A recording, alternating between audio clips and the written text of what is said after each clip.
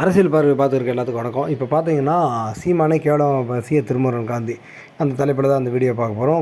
குறிப்பாக பார்த்தீங்கன்னா, இந்த எஸ்ஆர்எம் யூனிவர்சிட்டியில் நடந்த அந்த காலேஜ் ஃபங்க்ஷனில் சீமான் பேச்சை வச்சு திருமுருகன் காந்தி வந்து ஒரு ட்வீட் பண்ணிருக்காரு. அதாவது, பச்சோந்தி மாதிரி நீ வந்து மோடிக்கு ஜால்ரா தூக்குற ஆள், நீ வந்து புலிக்கொடியை ஏந்தலாமா, முதல்ல கொடியை இறக்குடா அப்படிங்கிற மாதிரி சொல்லியிருக்காரு.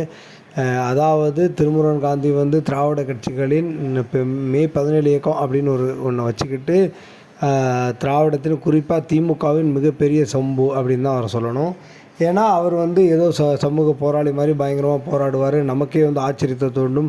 சரி, இவர் ஒரு போராளி தான் அப்படின்னு தோணும். ஆனால் நீங்கள் கடைசியில் பார்த்தீங்கன்னா, அரசியல் நெருங்குகிற நேரத்தில் வந்து பாஜகவை இருக்க இனி திமுக தவிர யாரும் இல்லை அப்படின்னு இவர் சுந்தரவள்ளி இந்த மாதிரி கொஞ்சம் பெரிய பெரிய போராளிகள் மாதிரி இருக்கிற கொஞ்சம் ஆட்கள் இருக்காங்க. உடனே வந்து திமுகவுக்கு சொம்படிச்சிருவாங்க. இப்போ நீ வந்து கொடி இறக்கடான்ருக்காரு. இதுக்கு வந்து பயங்கரமான கண்டனங்கள் நாம் தமிழர் தம்பிகள் தெரிவிச்சுருக்காங்க. ஏண்டா திருமுருகன் காந்தி, நீயெல்லாம் அதை பற்றி பேசலாமா? புலிக்கொடி அப்படின்னு உன்னால் எழுதக்கூட முடியலை, நீயெல்லாம் வந்து அண்ணன் சீமானை பற்றி பேச தகுதி இருக்கா அப்படின்னு கேட்டிருக்காங்க. எல்லாரும் எதிராக கருத்து தெரிவித்திருக்காங்க. நீங்கள் எப்படி பார்க்குறீங்கன்னு சொல்லுங்கள். குறிப்பாக வந்து மே 17 இயக்கத்தோட தலைவரான திருமுருகன் காந்தியோட அரசியல் எப்படி இருக்குது?